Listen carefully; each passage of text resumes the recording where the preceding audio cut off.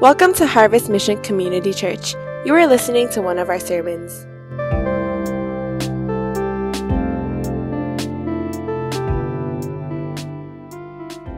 If this is our first time, or for some of us, it will be a reminder, but we have been going through the sermon series, We Believe. And the sermon series has really been going through the HMCC transformation pathways that we really believe that as we're doing, it's the doing of all these things and working out of these things within our church that we really believe that disciples will be transformed, that our lives will be transformed, and the world will be transformed. And so we were able to go through gather, grow, give, go, and today we'll be closing out with generations. And so as I was thinking about generations, as I was thinking about being in this time of Lunar New Year, I was just thinking to myself, why do we have family traditions? What is the purpose of family traditions? What is the reason that we would carry out family traditions? And I remember when I was younger and I had opportunities to celebrate New Year. My family is back in New York, but I had opportunities to just spend time with them. And when we had these New Year's celebrations, we would get together. There would be a lot of things we did. And if you weren't part of the culture, it might seem a little bit weird. There would be things like we would do where we would bow to our elders. And the catch was that after that, I got to get some money. So I was like, if I just have to bow a little and then I could get some money, it's worth it, right? So that was one of the traditions we have. We'll gather our whole family. I would have to bow probably close to 5 times.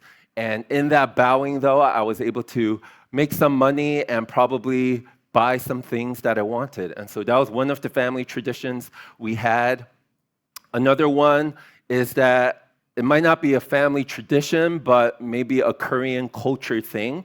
And so one thing that I was really not allowed to do when I was younger, or I didn't even think to probably try to engage in it, was that all the moms would be cooking, right? So they're in the kitchen, they're running around, they're cooking up the food, but all the men on the outside, they were not doing anything.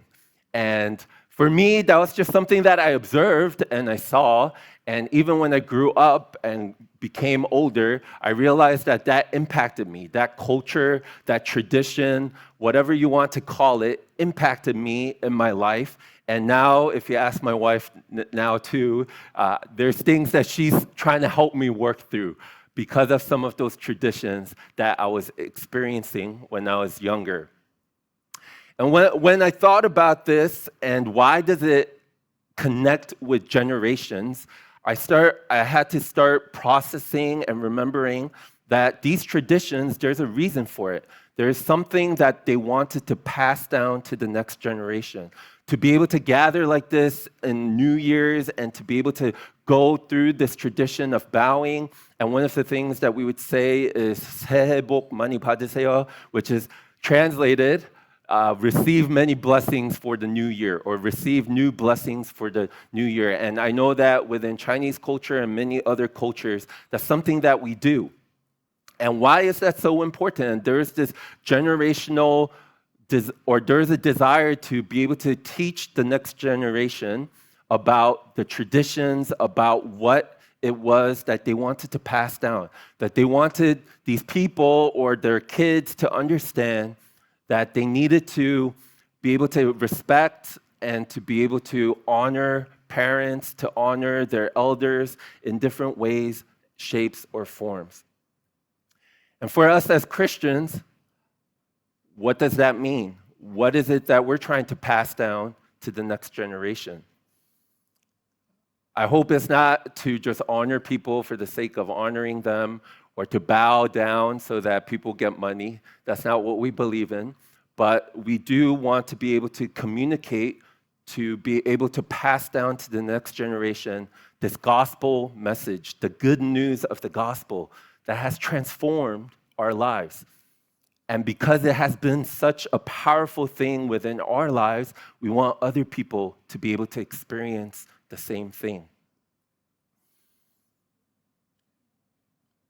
Will Graham, who is Billy Graham's son or grandson, and so he's Billy Graham's grandson. Who Billy Graham was this.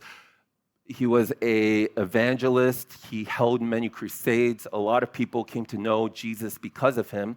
But Will Graham says, is Christianity always one generation from extinction? That's something our church says too. We're one generation away from extinction. He says, yes, I suppose it probably is. But are we, you and I, going to let that happen on our watch? Not a chance. That's what he says. Not a chance. That as long as it is on our watch, as we are Christians, as we are Bible-believing, Jesus-believing Christians, we are not going to allow for the next generation, for Christianity to reach extinction. But we will always go out and reach the next generation. And so for us today, the one thing that I wanted to share is we are responsible to reach the next generation. We are responsible to reach the next generation. I want us to quickly open up our Bibles and we'll turn to Psalm 78, verses 1 to 8.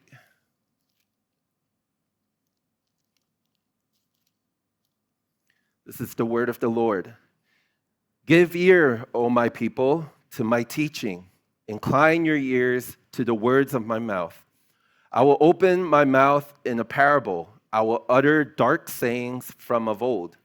Think that we have heard and known that our fathers have told us.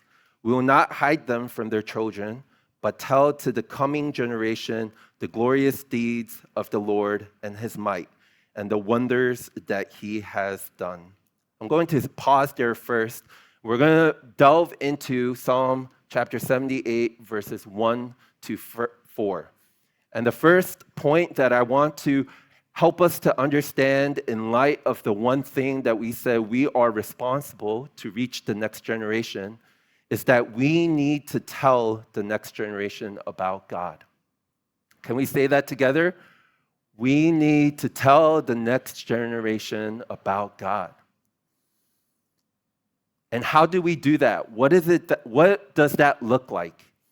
The first thing that we see in verse 1 is that Asaph actually tells the people of God, and to give a little bit of context and background behind Psalm 78, is that actually it was a song that Asaph wrote. He was this brilliant musician. I'm pretty sure that our worship team is better, but he was a brilliant musician, and he created these songs. And this one was for the commemoration or the ushering of David and the building of this temple. And with that, he wanted to remind the people of God of different things that they have gone through. But even in that, later on, Psalm 78, afterwards, during the future Israelite generations, it was looked back on to be able to understand where they had come from and the redemptive history of God within their life and within the history of the Israelites, and to be able to look at that and to remind the next generation what had happened. Because we know sort of the ebbs and flows of the Israelite people. They would turn to God, God would bless them, and then they would find out that they would turn away from God because they wanted other things, and then they would turn back to God. And so it sort of became this opportunity to use this psalm to warn, but also to exhort and encourage the people of God. And so in verse 1, Asaph exhorts people to give ear to his teaching and incline their ears to the words of his mouth. This is something consistent within Scripture, and even in Romans 10, verse 17, it says, if we could read in the yellow with us, so faith comes from hearing, and hearing through the word of Christ. So there is something throughout the Bible where one generation is telling the next generation, and there is a need to listen to hear those things. And why is that so important? Why is that such an important thing when thinking about the next generation. And one of the things that this emphasizes is the aspect of discipleship, that we need to learn and grow first. We need to understand what God had done. We need to be able to learn about who God is so that we could correctly share that with the next generation.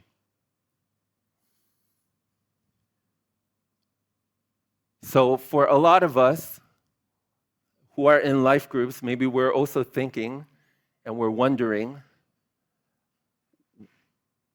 who is it that is going to really invest into our lives? And I believe there's life group leaders, there's LCGs, which is Life Change Group, who are people who they meet once a week to be able to invest into each other's lives. But this is one of the greatest ways to be able to receive, to listen, to learn from.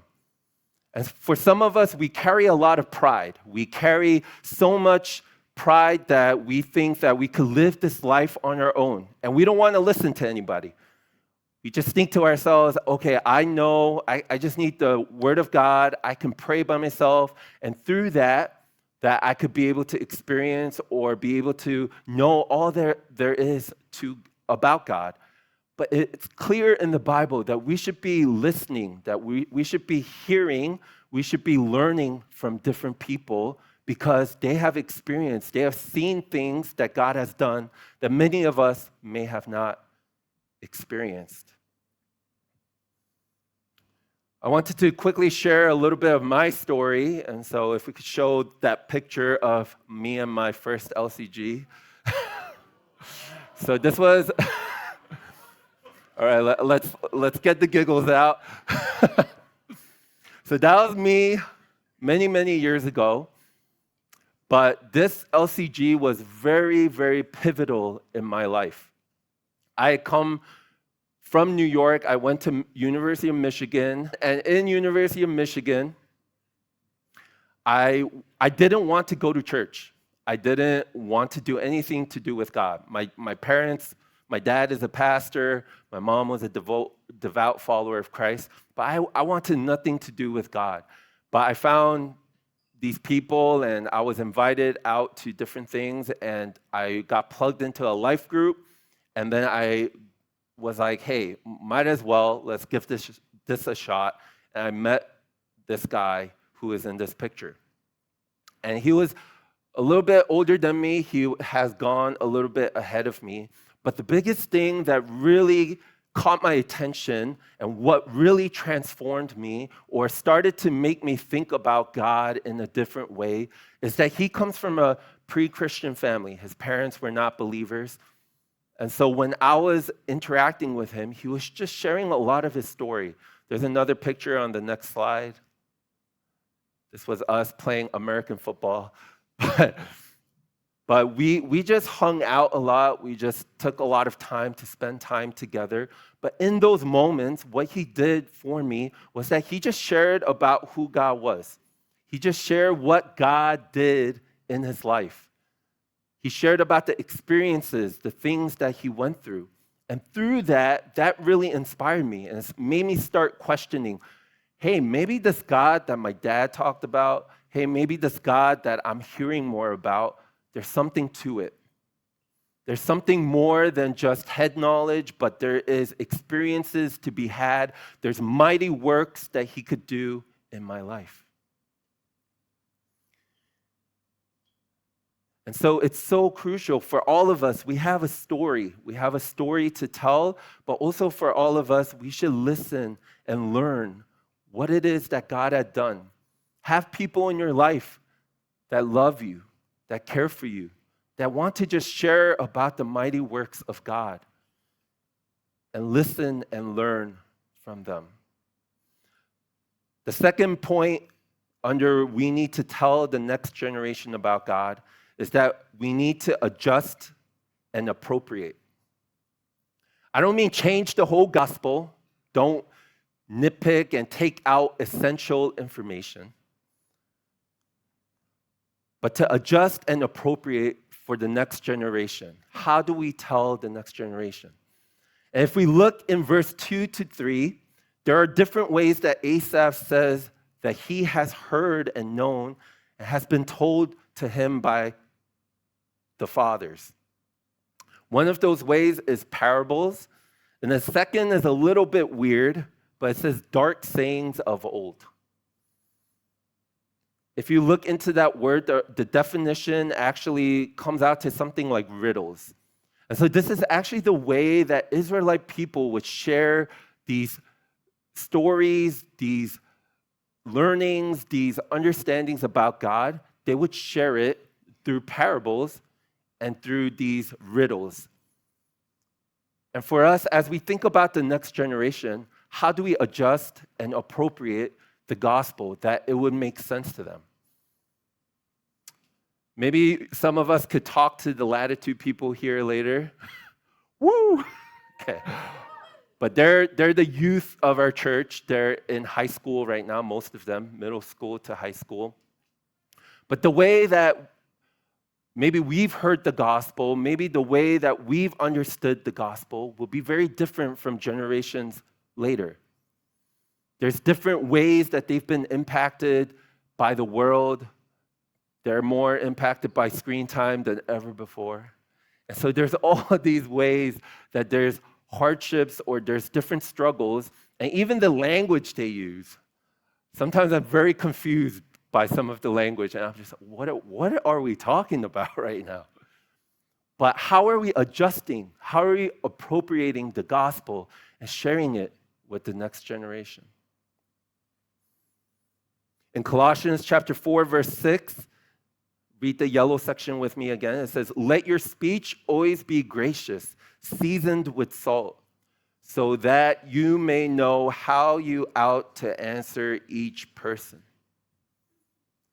So even know the next generation of people. Maybe for some of us in our workplaces, it's very intellectual. Everyone has questions and philosophies that they want to throw at us. Maybe there's, in some of our campuses, it's more about emotions and feelings and trying to understand who God is in that light. There's different ways that people and what they have gone through, and even each individual. I don't want to generalize or categorize people into just generations, but I know for some of us here in this room, specifically, the way that the gospel would reach you is not the same way than the person sitting next to you. And so we have to think about, how do we adjust? How do we communicate? How do we appropriate the gospel for the next generation? And then the third thing under we need to tell the next generation about God is to remember and recount. In verse 4, you will see that there are the glorious deeds of the Lord and the wonders that he has done that must be shared. When Asaph was writing this song, he was coming to a place where it wasn't about just one individual and their experiences. It was about the corporate Israelite people and what the redemptive history of God was for them. And so he wanted them to remember. And as I'm getting older, and whenever I talk to my mom too, and she's forgetting things and I'm forgetting things, remembering, I realize, is a very hard thing. But the command, and you would see it throughout the Bible, is to remember, to remember. And if we don't remember, if we don't reflect and remember all that God had done, there's no way we could recount any of the things that he has done in our lives. We can't recount what he has done in our church. We can't recount what he's doing in our life groups. We can't recount what he's doing in our families. And so let's remember all that God has done.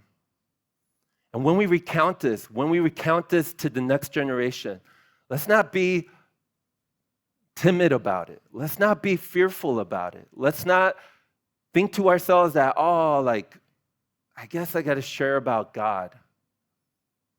But let's have passion. Let's grow in urgency that the God of Abraham that allowed for miraculous birth to happen through Sarah, where through Sarah that the many nations would be blessed,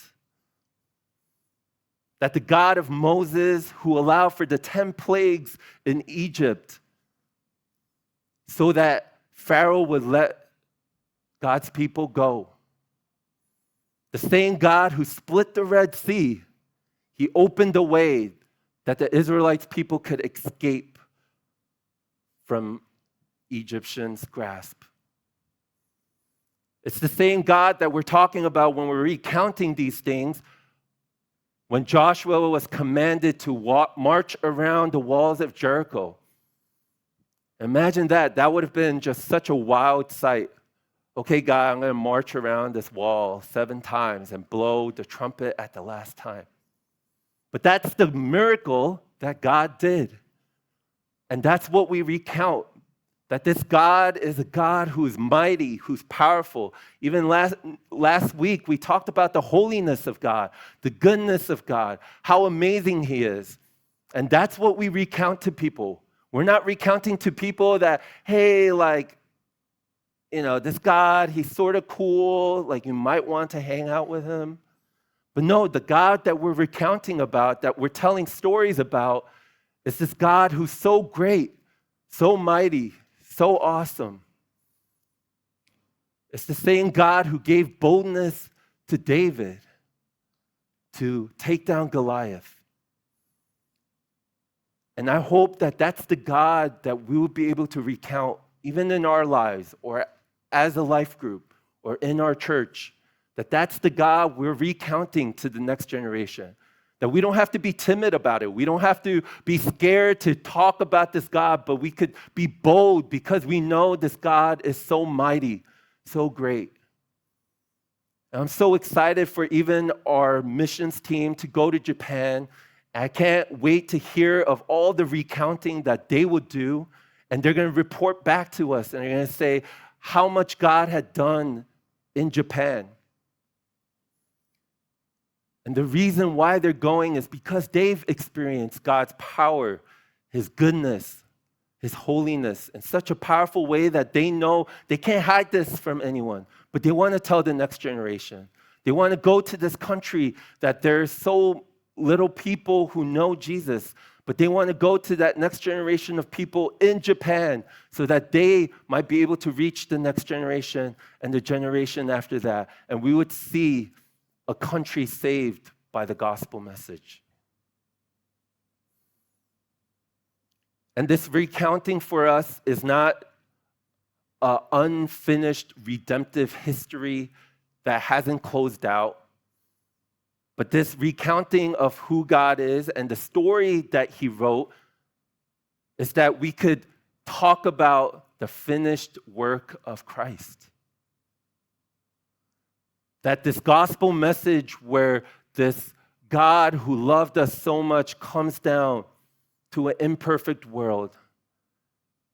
He being perfect himself and says, I'm going to go and I'm going to reach the next generation so that that generation could reach the next with the good news of the gospel, of me dying on the cross and resurrecting again. In 2 Timothy 2:8, if you could read the yellow section with me. Risen from the dead, remember Jesus Christ, the offspring of David, as preached in my gospel. Even here, that we see Paul at the end of his life. 2 Timothy is one of the last letters that he writes in prison before he gets executed. And he still is saying, remember Jesus Christ, remember church, remember Harvest Mission Community Church. And he's saying, recount, that he's recounted the gospel. He's been able to preach the gospel.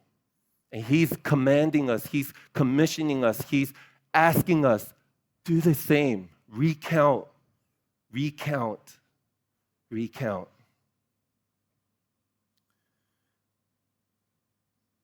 In 2 Timothy 2:2, this is another passage, it's not going to be on the screen, but this is where I see the generations at play. It says, "And what you have heard from me in the presence of many witnesses, entrust to faithful men who will be able to teach others also." So you have Paul, the first generation, you have Timothy, the second generation, you have faithful men, the third generation, and then others, the fourth generation. And that's what we want to see in our church, that we're telling the next generation, that we'll be able to see 4 generations of people that you have invested into, that we have invested into, that will be able to remember the gospel and recount the gospel, that it will be told to the next generation the gospel message.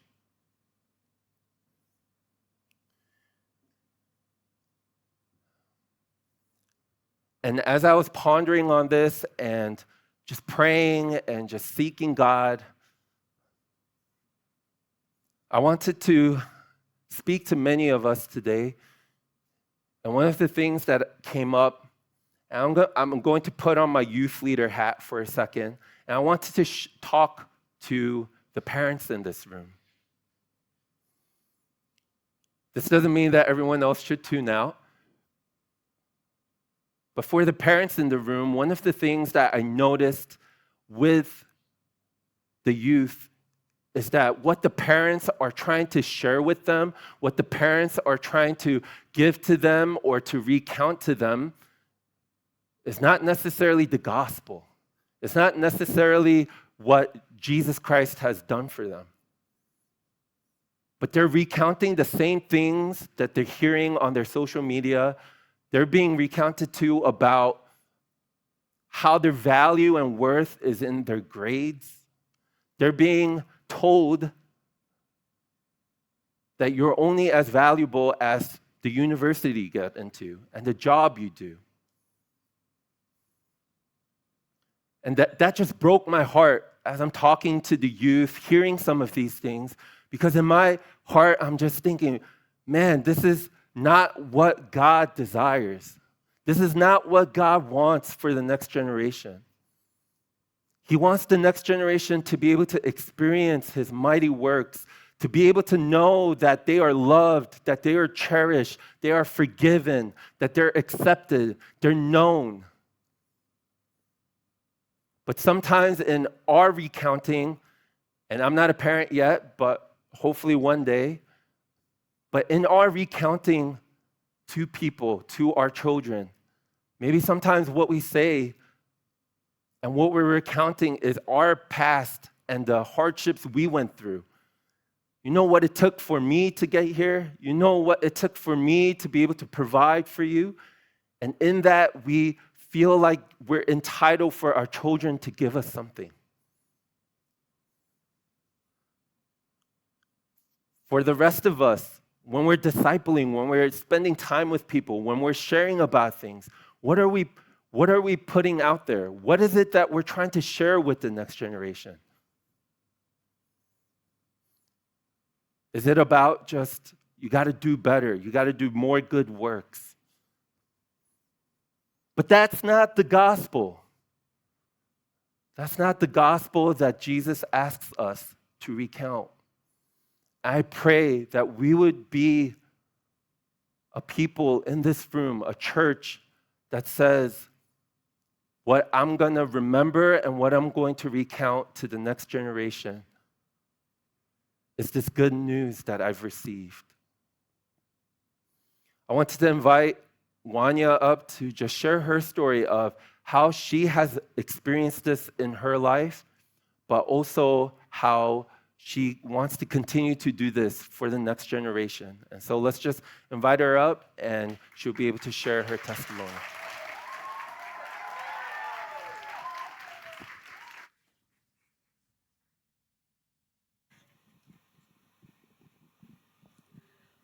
Good morning, church. My name is Wanya, and I'm from F1 Life Group. Today, I'd like to share about how God moved my heart for the next generation. It all started when I first joined Life Group during the end of my first year. Even though I was only joining the hangouts and special celebrations at first, people still showed genuine interest in me. And I grew up in a Buddhist family, so as I slowly got more plugged into the community, I was still very confused and had a lot of questions about Christianity. A few of my closer friends and an older sister were there for me throughout, walking with me both before and after I accepted Christ and became a Christian. They weren't just there to answer questions, but were also there to care for me, letting me be a part of their daily lives and helping me to see more of who Jesus is to them and who he could be to me. So even after my journey with God grew steadier, there were still bumps along the way, whether it was big decisions I had to make or tough conversation I had to deal with. And through all that, my life group leaders and older disciples were always ready and very willing to walk with me. Looking back, it was a lot of time and effort on their end that allowed me to be discipled and to know Jesus more and more. It wasn't even something they were obligated to do, but it was a conscious choice they were making. I gradually understood that they found it worth it because of the joy they get to experience when seeing someone who was so lost in life and blind to their sins now believing in Jesus Christ as their Savior. So over the years, God pursued me through these people, and I got to see what God wants for me is to have my purpose be found in Him and not in my capabilities or my achievements. And His heart for everyone else around me was the same, to know that they're already so loved by Him and to not be defined by the rest of the world. So during my final year at CityU, I was one of the few older members in our life group. And after everything I received over the last 3 years, my burden for the younger people who were coming in only grew heavier because I remember what it was like to be where they were.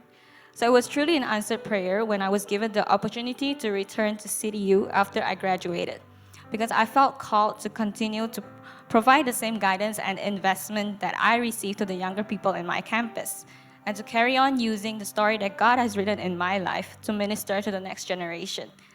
And so far, as we journey with them through uni life, it's also brought me a lot of joy, seeing people that I've walked with taking different steps of faith to be committed in different ways, or to grow in thinking beyond themselves and loving others more, or even to have that heart to invest in the freshmen themselves.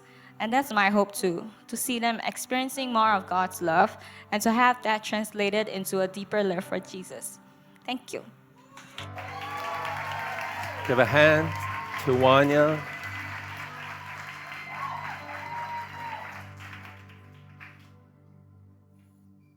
I love that. I love that story because it's about how she was first reached out to, that she was one of the generations, that someone decided to sacrifice their time, to give of themselves to reach her, and she now wants to do the same.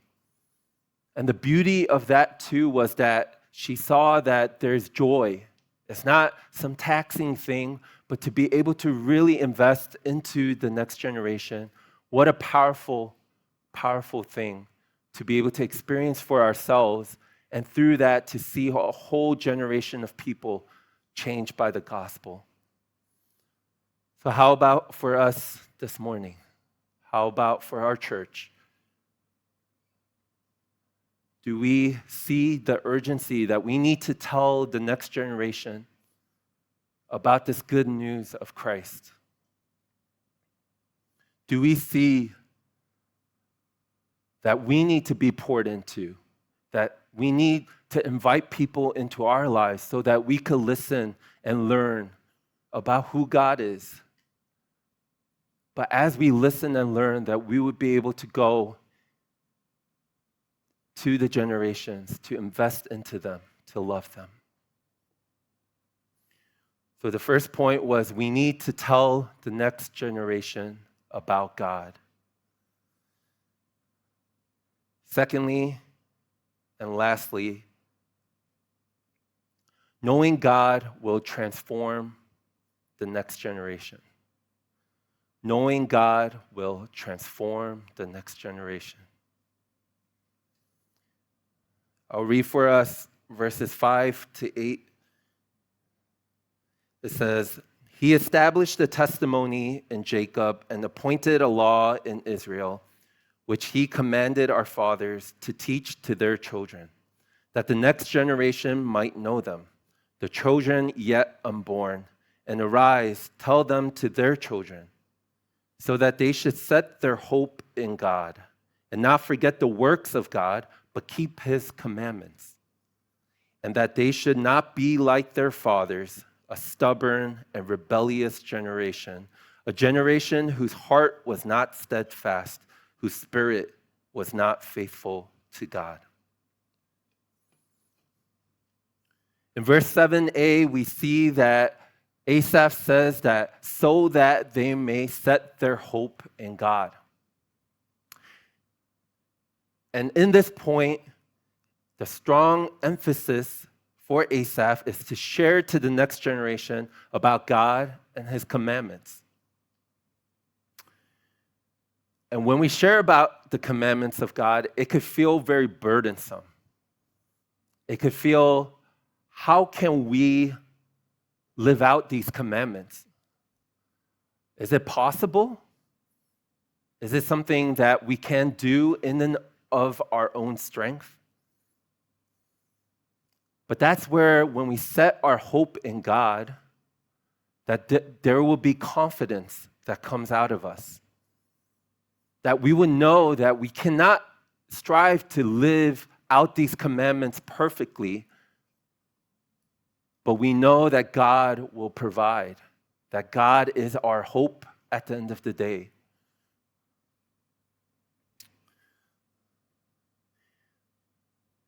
And secondly, I believe that the life that we live for currently could be worthless if our hope is not set on God.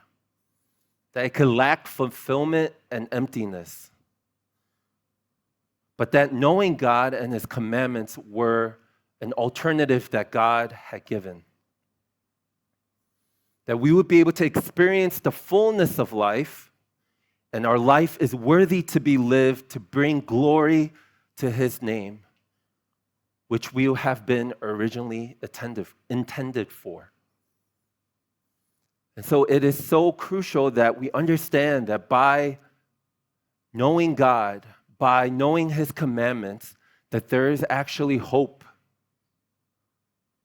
That there is a hope that we could receive, because no longer is it about how well we can do, but as we set our hope in God, we're reminded that God is the one we need to depend on, and he's the one who's going to help us in the journey.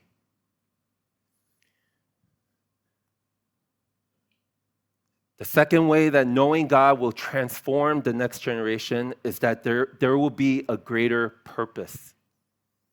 If you read verses 7b to 8, keeping his commandments and through this, bringing God glory, to be holy as God is holy, and all nations will be blessed, is the greatest purpose. That God had given this purpose now to them.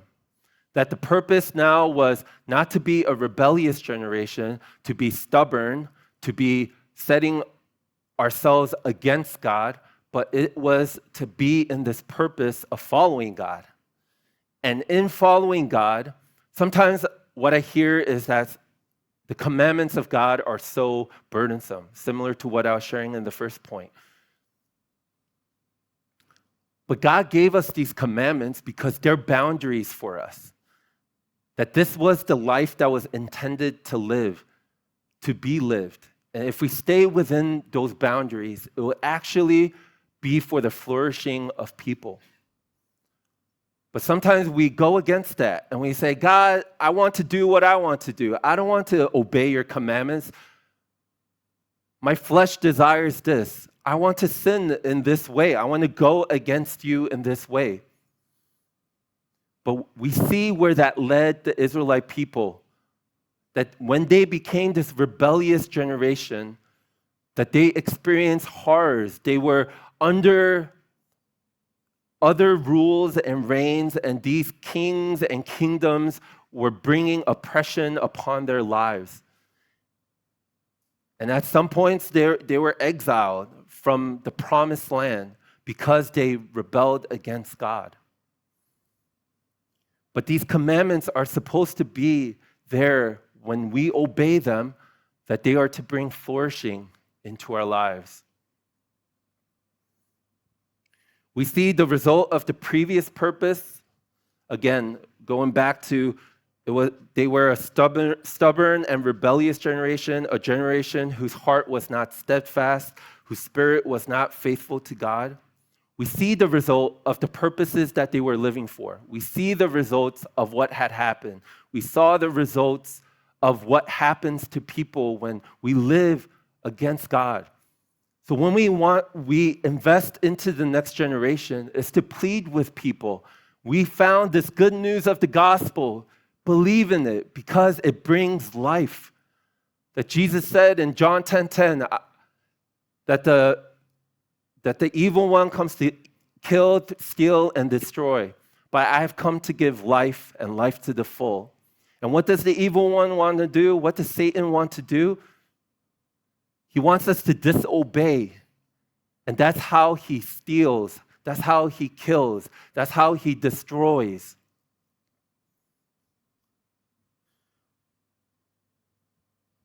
But we have to remind people of Jesus and that there's this greater purpose to be lived for, to walk in obedience, to love God, to love people.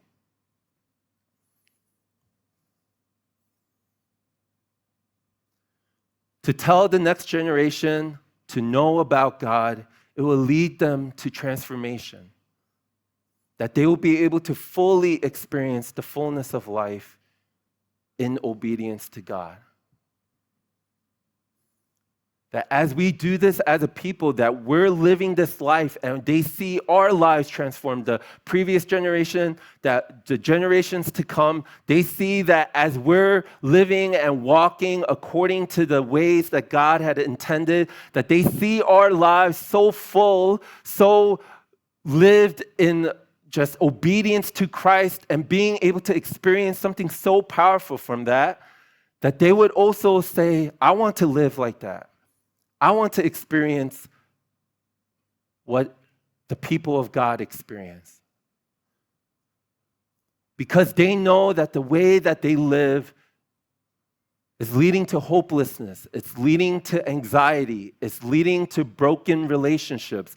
It's leading to chains, and they're addicted and enslaved to things. And they're wondering, is there any hope for me? Is there anything that could break me from these things?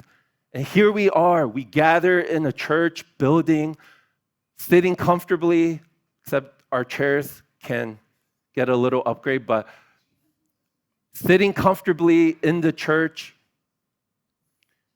And we're not willing to go to the next generation, even though we have this message of the gospel that we know would change their life.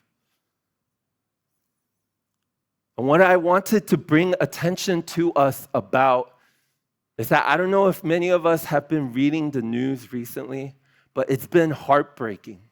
Within the past month and a couple of weeks of being in 2026, my wife and I were just going through and we're sifting through the news, and I believe that there were more than 10 suicide cases in Hong Kong already this year.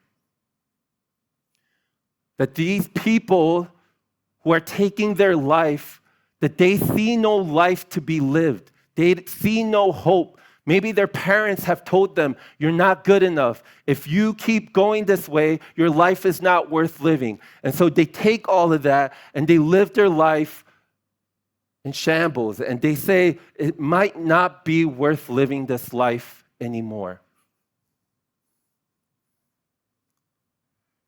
And it's not just young people taking their life, but there's elderly people. There's people who are in their mid-30s.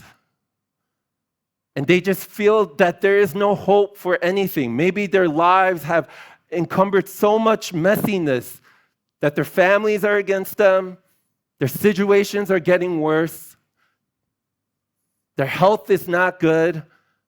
So what's the point of life? Why not just end it here?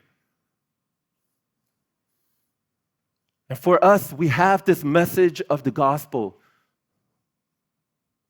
And I share the spectrum of ages because that might have been some of our colleagues.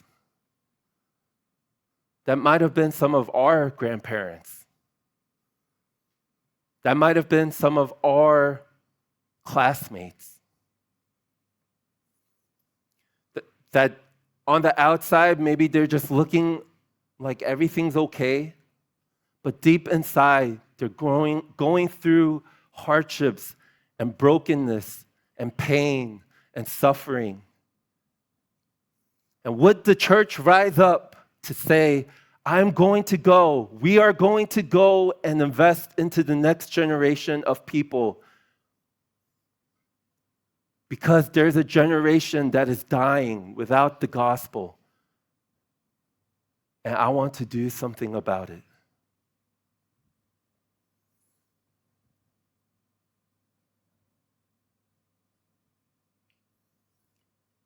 And I don't want to be naive, but maybe for some of us in this room this morning, that's what you're going through. You're going through pain, you're going through brokenness. You're dreading this week coming up ahead because you got to see that family member, those people, those friends, that they always say something demeaning to you, and you're just like, man, I don't want to go through that. Or we're feeling down, maybe for no reason. We don't know why. But you feel depressed. You feel that there's an emptiness within you. And I want to be here today and to share that there is hope. That through Abraham, God wanted to bless the future generations. And later on in the line, through the line of Judah comes David, and through David, eventually, the person of Jesus Christ.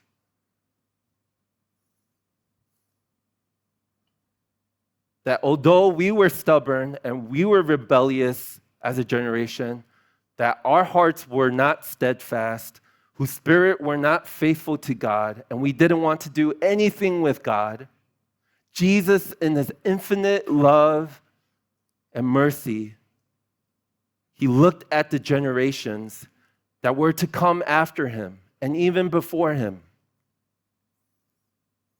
And he made it possible that we could have a relationship with him through the blood that he had shed on the cross for you and I. That he said, even though you view me as an enemy who is against me, I will die on the cross for you. And now we can have the greatest hope to tell the generations to come. That as we have experienced this good news of the gospel, that you're loved, that you're forgiven, that you're accepted, that you're known, that he says, I want you. I want a relationship with you. I want to commune with you. I want you to know that there is nothing that could separate my love from you. And out of that, we now go into the generations. And we say to the next generation, I will invest in you because Jesus says you're worthy. So the one thing again is we are responsible to reach the next generation.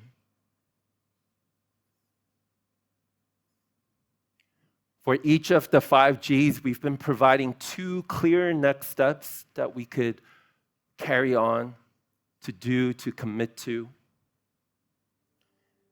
And for generations, the first is receive and invest as a disciple in relationship with others. That as I have mentioned earlier, receive, learn, be in a discipleship relationship. Be vulnerable in that. It might feel uncomfortable, but sometimes you need to know the truth for those uncomfortable areas. And I pray that God will provide people like that. I know he has in my life, and it's helped me, it's grown me. like that first LCG till all the way till now, there's people who have faithfully invested into me. And I'm constantly reminded again and again that I can never go too far from God, and He will always love me. That always brings me back to living my life for Him. And also invest into others. Find somebody who's maybe just a little bit behind and you've gone a little bit ahead. Just say, hey, brother, hey, sister, let's gather, let's meet. I want to invest into your life. And secondly, is to participate in OCR, which is our Operation Campus and City Reach. We do this every August, at the end of August, around the time when the new university seasons start. But that's not the only reason why we have it at that time, but it's also a time where many families, they might be checking out different things, and maybe they're coming into Hong Kong for the first time, or working adults. We want to be able to be the people who reach out to that next generation as they're coming in. Make a commitment that as you have been reached out to, that someone reached out to each and every one of you, I believe, at some point in your life, that you would reach out to the next generation.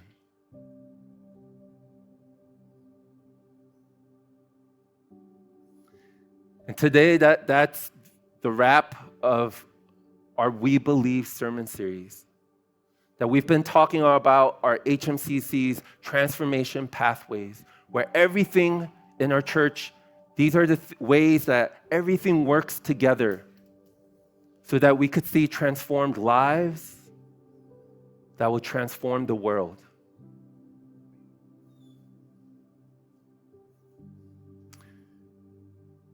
And it all started with the gospel.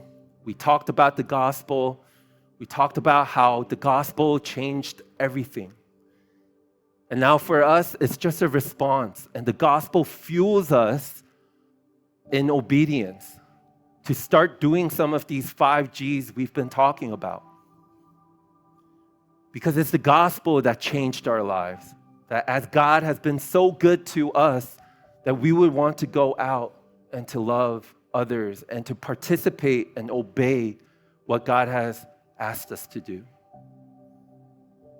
And so we start by gathering, and we come together as a people of God, whether in our small groups, which we call life groups, whether it's in our Sunday celebrations, to experience the love and the power of God.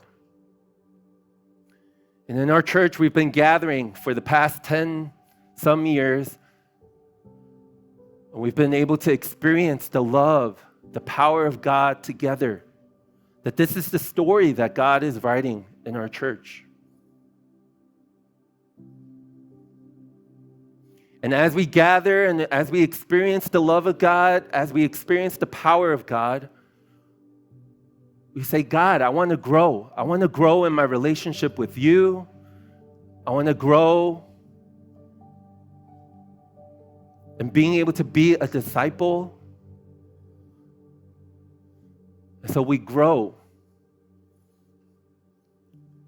And in our church, we have many avenues, many opportunities. But ever since the start, we said, we're going to pray together. We're going to grow in our intimacy with Christ.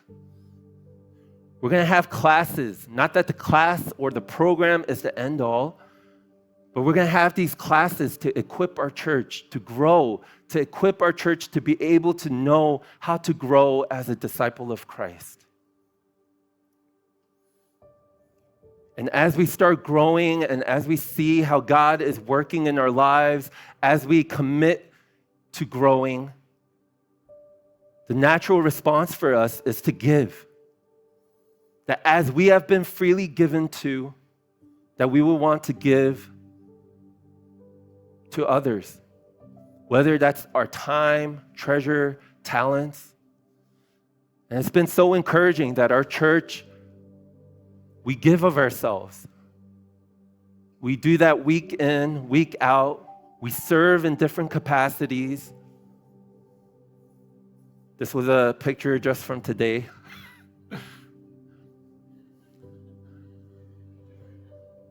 But we give. We give because we have been freely given to. And so we don't want that to just stay here. We don't want to just stay within the four walls of the church and just say, okay, let's just gather, grow, and give, and that's it. But as Jesus commanded us and commissioned us in Matthew 28, we want to go and make disciples of all nations. And that's why we have things like missions trips. We were able to see just so many countries, so many nations impacted by the gospel, because as we have been able to experience God in such powerful ways, as we were able to see just what God could do within our church in the city of Hong Kong, we said, we can't keep this here. We need to go. We need to go to places. That's why we're sending out a missions team to Japan, because it is one of the lowest percentage Christians in the world. And we want to be able to say, no, we're going to stand on our 2 feet. We're going to say, God, send us to the places where there is no gospel. And lastly, we talked about generations today. That we invest into the generations, because it's not just about our generation today, but it's for the generations of our kids, their children, and their children. That these generations will be able to experience and know the mighty works of God that is the gospel message. That's why we're committed to generations in our church. That we don't just have one generation of people in our church, but we want to see families. We want to see younger kids. We want to see the youth. We want to see university students, because these are the next generation of people. This is the generation that God wants to use to transform the world.